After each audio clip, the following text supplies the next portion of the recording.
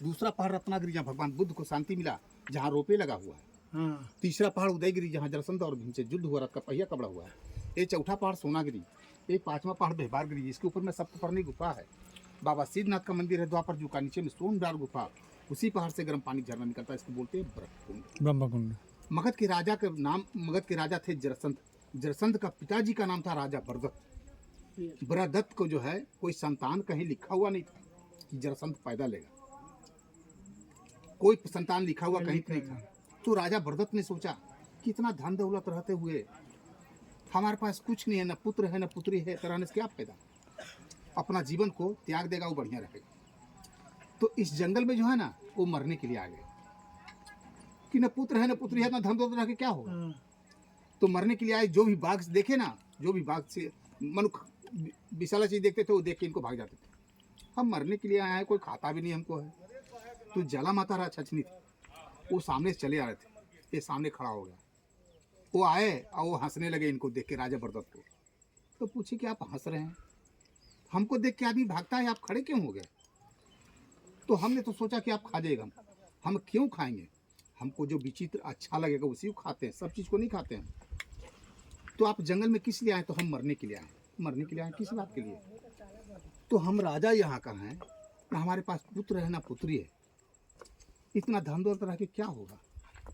तो इसीलिए इतनी बात है, वो एक फल देते हैं आपको। एक फल दिया आम, कि जाओ अपनी पत्नी खिला देना। तो अपने पत्नी को खिला देना। तो उनका पत्नी दो था, दयामंती सोनामंती। तो अगर ए पत्नी को देते हैं तो वो नाराज, वो पत्नी को देते हैं तो ये नाराज। औरत वाली बात है। चाकू लेके दो भाग करती है, आधा या आधा अंग दोनों खिला दिए, आधा या आधा भाग पैदा लिया। तो आधा आधा भाग पैदा लिया ना, तो रो सकता है ना हंस सकता है ना बोल सकता है। तो आधा ऐसे जरासंध आधे रोज कुछ नहीं कर सकता है। तो इनको उठा के जो भी दिया वरदान पैसा दिया, तो जा करके जंगल में नाले में फेंक दिया। जला माता उधर चले आ रहे थे, तो देखे कि राजा बरदत्त को हमने जो वरदान दिया उसको प्रयोग नहीं कर सके। तो ये आंचल में उठा के रख लिए और सोने को कील पर जो है ना तैयार कर लिए। ऐसे कहते हैं जरासंध, मगर सोने की कील पर जोड़ करके तैयार किया, उसका नाम हुआ जोड़ासंध, जोड़ करके बनाया।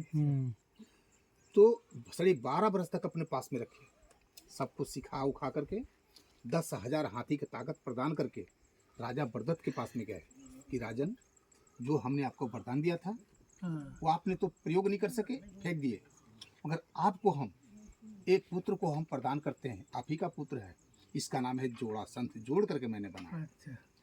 तो आप इसको प्रदान करिए, लिए। तो रखने लगे। रखने के बाद में उनको शादी ब्याह हुआ। तो जरासंध को 2 बेटी हुआ, तो दोनों कंस के यहाँ शादी हुआ। कंस के यहाँ से जो भी दूध आता था ना, तो 4 एकड़ 11 डिसमिल में था।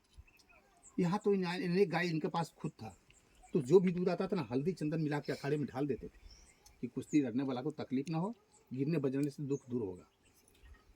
कंस वहाँ मारा गया, तो जरासंध का दुख हुआ कि हमारा दामाद मारा गया। तो कृष्ण को मारने के लिए, मथुरा पर चढ़ाने के लिए, तो कृष्ण भगवान अपने सेना से कह दिए कि देखो, जो हमारे के यहाँ आएगा वो हमारा अतिथि हुआ, हमारे दरबार पर किसी को नहीं मारना है, जब भी मारना है तो उसको दरवाजे पर जाकर मारना है।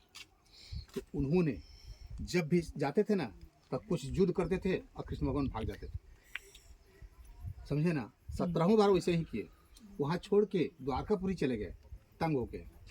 तो यहाँ से जो है ना, कहें कि पत्थर फेंकते थे तो मथुरा में जाके गिरता था। कहें कि ऐसे सुनने वाला हमसे नहीं, चलो जो होगा देखा जाएगा उसी घर पर।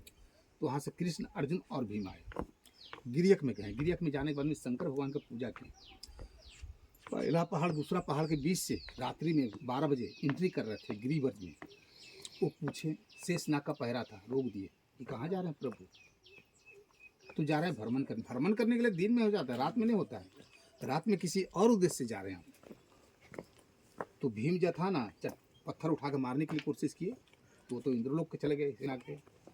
और ये तो जो है ना चले गए जेतवन के पास में, साधु भेष में थे। जरासंध की प्रभु आप क्या कर सकते हैं, क्या करेंगे, आपसे युद्ध रखते हैं। साधु का ऐसा उद्देश्य नहीं होता है युद्ध करने के लिए। तुम साधु हो, पखंडी हो, छलिया हो, कौन सामने आओ। कृष्ण, अर्जुन और भीम आए सामने। आने के बाद में कहा, कृष्ण तुम क्या लड़ेंगे, जो 17 बार पीठ दिखा के भागा है। आई अर्जुन हमारे लायक है नहीं, भीम है हमारे लायक।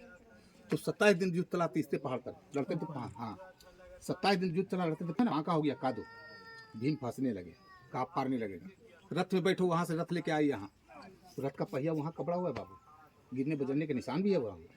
यहाँ आए तो 4 एकड़ 11, तो यहाँ जब धूला उड़ने लगा तो आप क्या कर सकते हैं, तो बांस का दतमन लेकर के कृष्ण भगवान चीर के बताए कि टांग चीर के मारो। टांग चीर के फेंकते थे, फिर जोड़ होकर लड़ना शुरू होता, फेंकते थे फिर जोड़, फिर नहीं एक दाएं फेंको एक बाएं, तब मरेगा। तो कहाँ से कृष्ण बोला? वो पहाड़ से? इसी पर यहीं पर से इशार दिए थे, यहीं पर से इशार दिए थे। कहीं पर? वही पहाड़ থেকে ऊपर ওই में से, পাহাড় এইখান থেকে पहाड़ से नहीं है, जो चौबूतरा बना हुआ ना, এইখান থেকে ইশারা দিয়েছে এইখান থেকে युद्ध कहाँ हुआ? ঠিক ইশারা 4 দিয়েছে एकड़ डाले ना, इसी में युद्ध। এই পুরো এরিয়াটা ছিল কৃষ্ণ ওখানে ছিল দাঁড়িয়ে यहाँ पर ওখান থেকে इशारा ইনস্ট্রাকশন দিলে মারার জন্য कि टांग चीर के मारो, तो यही मारा गया। तो मारने के बाद में इसका जो है इस 4 बिगाड़ इधर मिट्टी ना, इधर का पहलवान अपने आप डालना शुरू कर दिया कि